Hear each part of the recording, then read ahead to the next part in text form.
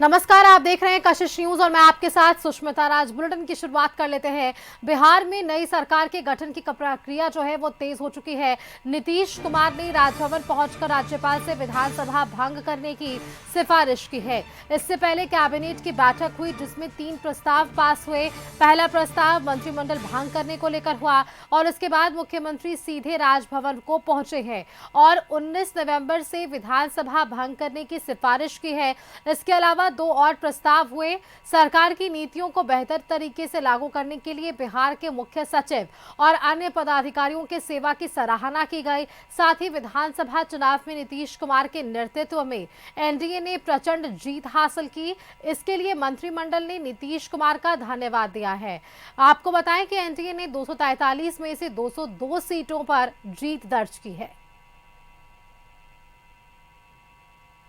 हो चुके हैं। मैंने विधानसभा का आम चुनाव सफलतापूर्वक संपन्न हो चुका है और नए विधायक लिए गए हैं। इसलिए आज मंत्रिपरिषद में यह निर्णय हुआ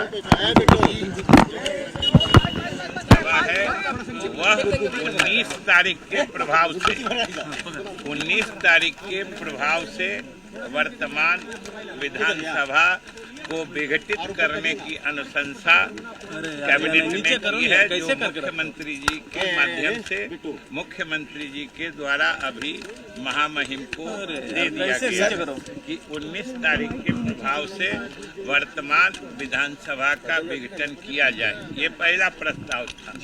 दूसरा प्रस्ताव था कि पूरे कार्यकाल में वर्तमान सरकार के पूरे कार्यकाल में बिहार के सभी पदाधिकारियों और कर्मियों ने जो सहयोग दिया है, सरकार की नीतियों और कार्यक्रमों का सफलतापूर्वक पालन किया है, लागू किया है। इसके लिए मुख्य सचिव के साथ बिहार के तमाम पदाधिकारियों और कर्मियों की सेवा की सराहना की गई है।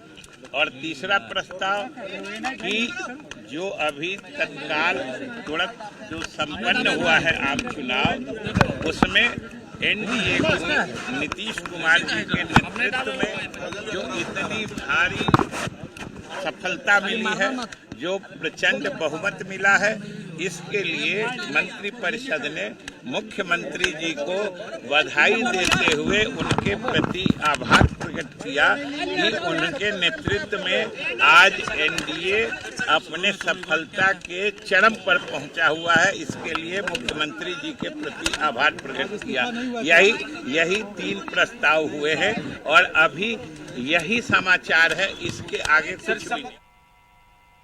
और चलिए इसी खबर पर विशेष संवाददाता राजीव मोहन हमारे साथ जुड़े हुए हैं। राजीव जी, देखिए नई सरकार के गठन की जो प्रक्रियाएं हैं बिल्कुल तेज है। मुख्यमंत्री आज राजभवन को पहुंचते हैं। राज्यपाल को अब विधानसभा भंग करने की सिफारिश भी 19 तारीख से कर दी गई है।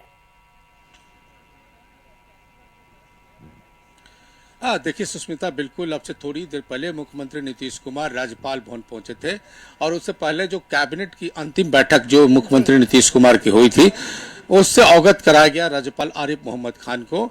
दरअसल नीतीश कुमार की अंतिम कैबिनेट बैठक के बाद नीतीश कुमार अपने मंत्रिपरिषद के साथ मुख्यमंत्री नीतीश कुमार राज्यपाल भवन पहुंचे थे और उसके बाद वहां से बाहर निकलकर वो सीधे अपने आवास की ओर मार्ग रवाना हो गए। हालांकि जब विजय चौधरी सीएम आवास से बाहर आए तो उन्होंने बताया कि मुख्यमंत्री नीतीश कुमार ने जो कैबिनेट की जो निर्णय हुआ, कैबिनेट की बैठक में जो निर्णय हुआ, जो प्रस्ताव हुआ, उसे राज्यपाल को अवगत कराया गया। उसके मुताबिक 19 नवंबर तक मुख्यमंत्री नीतीश कुमार अपने पद पर बने रहेंगे और 19 नवंबर को ही बिहार विधानमंडल को भंग करने की सिफारिश की गई है।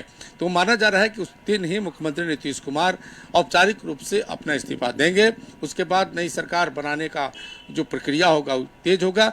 चूंकि अभी विधायक दल की बैठक नहीं हुई है, जदयू जनता दल यूनाइटेड की भी विधायक दल की बैठक होनी है, एनडीए विधायक दल की भी बैठक होनी है और उसमें मुख्यमंत्री नीतीश कुमार जो हैं उनको नया नेता चुना जाएगा। और माना जा रहा है कि जब दोनों बैठकें हो जाएगी तब और मुख्यमंत्री के रूप में नीतीश कुमार को नया नेता के रूप में दल का नेता जब चुन लिया जाएगा, उसके बाद मुख्यमंत्री नीतीश कुमार जो नवनिर्वाचित एनडीए के जो विधायक हैं उनकी सूची, उन सदस्यों की सूची लेकर राज्यपाल आरिफ मोहम्मद खान से मुलाकात करेंगे और नई सरकार बनाने के लिए का दावा पेश करेंगे, जिसके बाद राज्यपाल के तरफ से उन्हें सरकार बनाने का न्योता मिलेगा और उसके बाद यह तिथि तय हो जाएगी, समय तय हो जाएगी कि मुख्यमंत्री नीतीश कुमार किस दिन शपथ लेंगे और जो है कहाँ पर शपथ। आप सबकी निगाहें हैं कि आखिर वो कौन सी तारीख तय हो रही है शपथ ग्रहण को लेकर, और मंत्रिमंडल में किसी किसी जगह मिल रही है, एक आंकड़ा भी सामने आ रहा है, ये संभावनाएं भी जाहिर की जा रही है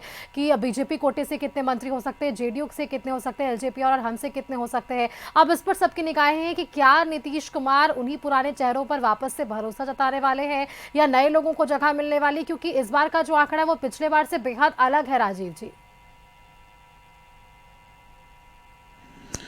देखिए, बिल्कुल इस बार जो एनडीए को जो प्रचंड बहुमत मिली है तो इनका जो कॉन्फिडेंस लेवल है वो बहुत हाई है। अब जहां तक नए मंत्रिमंडल में कौन लोग शामिल होंगे, कितने नए लोगों को जगह मिलेगी, हालांकि इस पर से अभी कह सकते हैं कि इंतजार करना पड़ेगा, इसे पर्दा उठना भी बाकी है। लेकिन माना जा रहा है कि जो भारतीय जनता पार्टी है और जो जदयू है उनके तरफ से, दोनों तरफ से लगभग 14-15 मंत्रियों एक साथ जो है शपथ ले सकते हैं। और दूसरी तरफ उपेंद्र कुशवाहा की पार्टी है, उनकी पार्टी से भी हो सकता है एक को मंत्री बनाया जाए। हम पार्टी से भी पहले से भी वहाँ संतोष सुमन मंत्री रहे हैं, उनको भी एक पोर्टफोलियो मिल सकता है, वो भी मंत्री बन सकते हैं। सबसे महत्वपूर्ण है चिराग की पार्टी। चिराग की जो एलजेपीआर पार्टी है उसमें उन्होंने 19 सीटों पर जीत दर्ज की है, तो माना जा रहा है कि उसमें भी कम से कम 3 मंत्री जो हैं वो शपथ ले सकते हैं। लेकिन ये जानकारी बहुत ही फौरी तौर पर मिली है और सूत्रों के हवाले से खबर है, लेकिन इस पर मुहर लगना भी बाकी है। तो इस तरह से एक नया कैबिनेट बनेगा। अब इसमें सबसे महत्वपूर्ण ये भी है कि इस बार क्या जो दोनों डिप्टी सीएम सम्राट चौधरी और विजय कुमार सिन्हा जिनको बनाया गया था, क्या फिर से उनको डिप्टी सीएम की पद मिलेगी या उसमें कोई बदलाव होगा? बिल्कुल राजीव जी, आपने ठीक कहा, थोड़ा इंतजार और कर लेते हैं, उसके बाद ये सारी ही चीजें स्पष्ट हो जाएगी कि मंत्रिमंडल में किसे जगह मिल रही है और डिप्टी सीएम के तौर पर वो कौन नाम चेहरे जो है वो सामने आ सकते हैं। बेहद शुक्रिया राजीव जी आपका हमारे साथ जुड़ने के लिए और तमाम जानकारियां हमारे दर्शकों संग साझा करने के लिए।